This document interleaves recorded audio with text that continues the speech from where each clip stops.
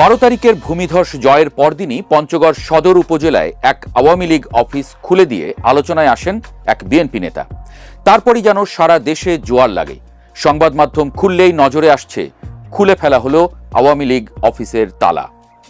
একটি দুটি নয়, এই কদিনে অসংখ্য আওয়ামী লীগের অফিস খুলে দেওয়া হয়েছে। যেন এমন দিনের অপেক্ষাতেই ছিল আওয়ামী লীগের নেতাকর্মীরা। তারেক রহমান আসবেন, জিতবেন, তারপর খুলে দেবেন বন্ধ দরজা। প্রশ্ন উঠেছে, বিএনপির এই বিপুল জয়ের পর কোন সাহসে এমন করছে আওয়ামী লীগ? অনেকে বলছেন সরকার গঠন ঠিকই করেছে বিএনপি, কিন্তু তাতে ঘাম আছে সেই প্রান্তিক আওয়ামী লীগের কর্মীটারও।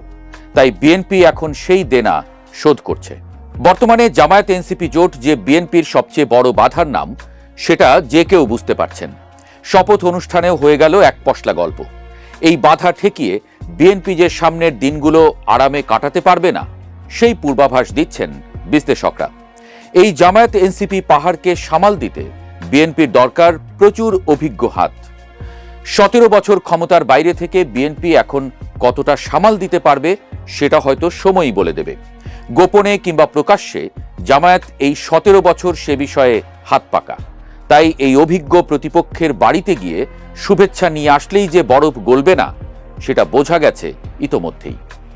আর বিএনপি খুব ভালো করেই জানে তাদের উপর এবার ভর করেছিল আওয়ামী লীগের ভোটারদের হাত। দায় শোধের ব্যাপারটাও আছে। তাছাড়া জামায়াত ঠেকাতে এসব অভিজ্ঞ হাত পাগলেও ছাড়তে চাইবে না।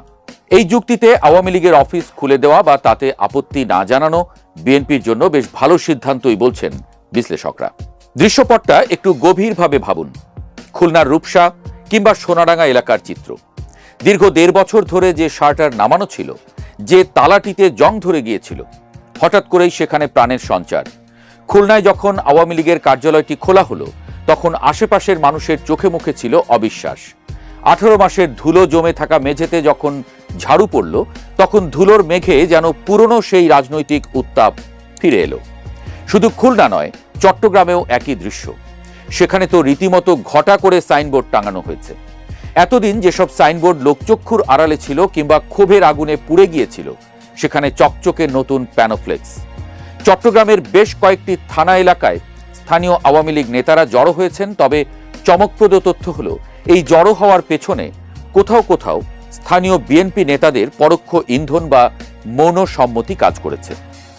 রাজনীতিতে শেষ কথা বলে কিছু নেই, সেটা এই দৃশ্যগুলোই আরেকবার প্রমাণ করে। তবে সব জায়গায় চিত্রনাট্য কিন্তু এক নয়। দেশের উত্তরাঞ্চল এবং ঢাকার আশেপাশের কিছু জেলায় ঘটেছে উল্টো ঘটনা। যখনই আওয়ামী লীগের কর্মীরা অফিসের তালা খোলার চেষ্টা করেছেন, তখনই স্থানীয় জনতা বা বিক্ষুব্ধ ছাত্ররা তেড়ে এসেছে।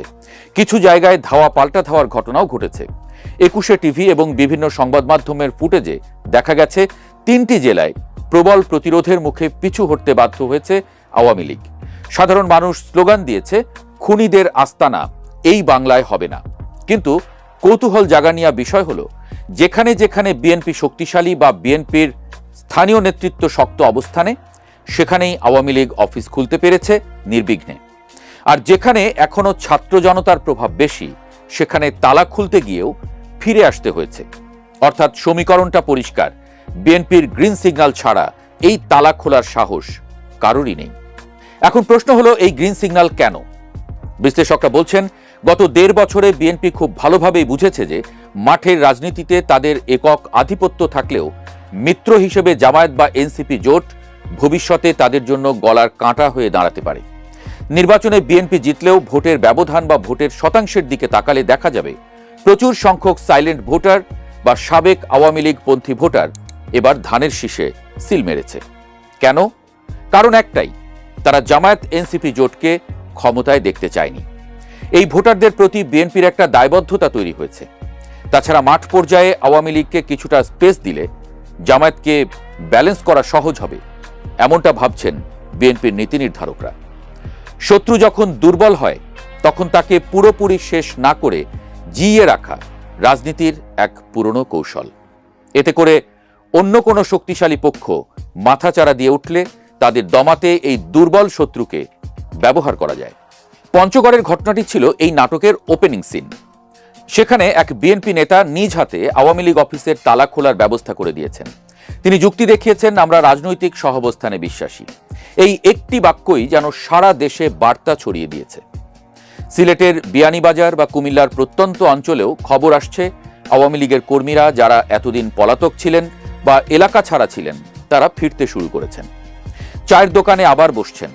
আর তাদের এই ফিরে আসায় বাধা দিচ্ছে না স্থানীয় বিএনপি, বরং কিছু কিছু ক্ষেত্রে দেখা যাচ্ছে বিএনপির বিজয় মিছিলে দূর থেকে দাঁড়িয়ে হাত নাড়ছেন আওয়ামী লীগের কর্মীরা। এই অদ্ভুত সহাবস্থান বাংলাদেশের রাজনীতিতে বিরল। তবে কি 17 বছর ক্ষমতার বাইরে থেকে বিএনপি এতটাই পরিপক্ক হয়েছে যে তারা প্রতিহিংসার বদলে কৌশলী রাজনীতি বেছে নিল, নাকি এর পেছনে আছে অন্য কোনো গভীর আন্তর্জাতিক চাপ? সামাজিক যোগাযোগ মাধ্যমেও ঝড় উঠেছে। এক পক্ষ বলছে, এটা কি নতুন বাংলাদেশ যেখানে স্বৈরাচারের দোসররা আবার মাথাচাড়া দিচ্ছে? আর এক পক্ষ বলছে, এটাই গণতন্ত্র, সবাইকে রাজনীতি করার সুযোগ দিতে হবে।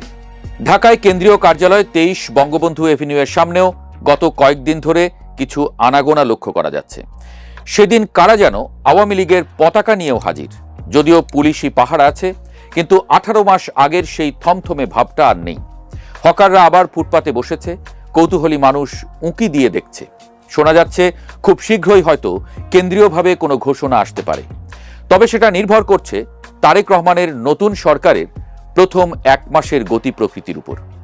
সরকার যদি শুরুতেই চাপে পড়ে, তবে হয়তো আওয়ামী লীগকে মাঠে নামার সুযোগ আরও বাড়িয়ে দেয়া হতে পারে, যাতে বিরোধীদের মনোযোগ ভাগ হয়ে যায়।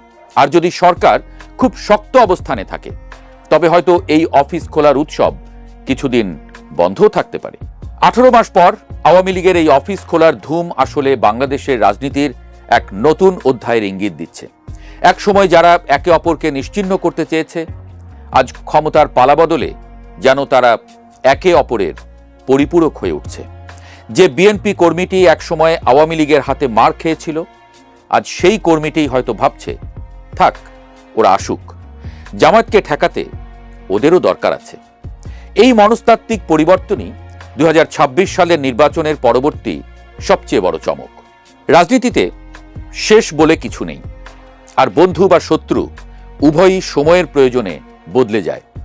আপাতত তালা খুলেছে, ধুলো ঝেড়েছে, কিন্তু কাল কি হবে সেটা জানতে আমাদেরকে অপেক্ষা করতে হবে।